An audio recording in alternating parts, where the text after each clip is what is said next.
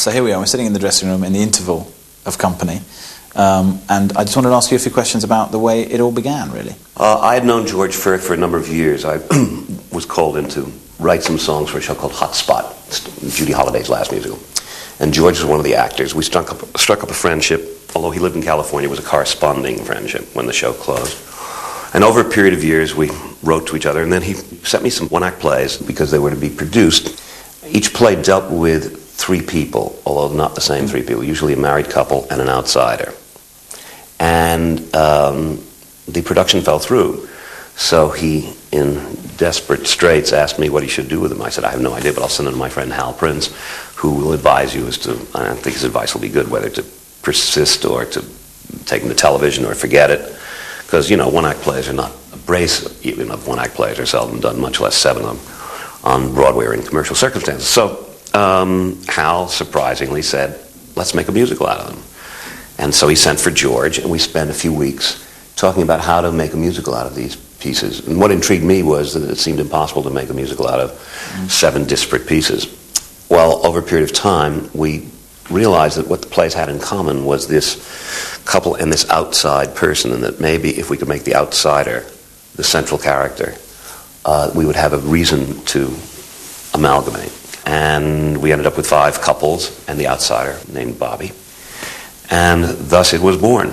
It was the first, for those who don't know, the first commercial piece, I believe, that was non-linear. At that time, you know, musicals were very narrative-based, and your own work had been completely narrative-based up to that point with Anyone Can Whistle and Funny Thing Happened on the Way to the Forum. It's all narrative. Every show had been narrative. Yeah. And it also was a product of its time. This was 1969 when we wrote this. And it was produced in 1970, and it was the end of that era where such things as the traditional notion of marriage was breaking down, the notion of personal commitment, the sexual freedom of the 60s, all of that was coming together and informing this piece, and George was reflecting that, I think. Yeah. And so the idea of a piece about commitment and non-commitment and fear of commitment, emotional commitment, seemed appropriate. How autobiographical is Company? Every show I've ever written, people always think I'm the central character, but in fact, they ignore the fact that all these characters are created by the playwrights, not by me. Obviously, there's something that attracts me that I can relate to the story involved. But I didn't think of Bobby as me at all. I don't think Hal did either. If there's any of George in it, that would be more likely because he did write it, you know.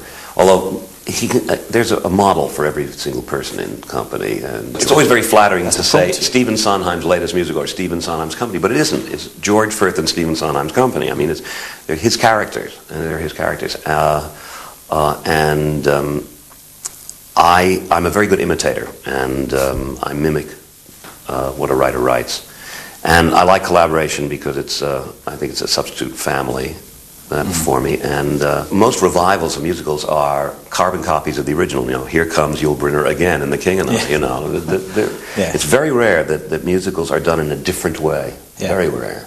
What you've made clear as the director is that it's something that takes place inside the hero's head.